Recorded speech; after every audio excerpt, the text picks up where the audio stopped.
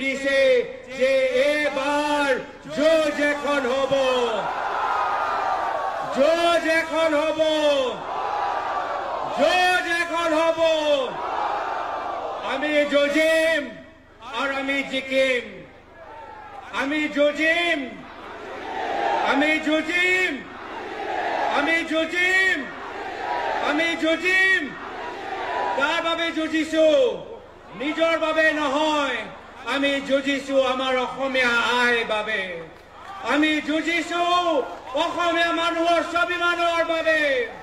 আমি যুঁজিছো অসমীয়া মানুহৰ আবেগৰ বাবে। আমি যুঁজিছো অসমীয়া মানুহৰ নিৰাপত্তাৰ বাবে। আৰু মানুহে গম পাই গৈছে যে যদি আমাক লাগে অসমৰ ভিতৰত শান্তি, তেতিয়াহ'লে আমাক লাগিব কংগ্ৰেছ পাৰ্টি।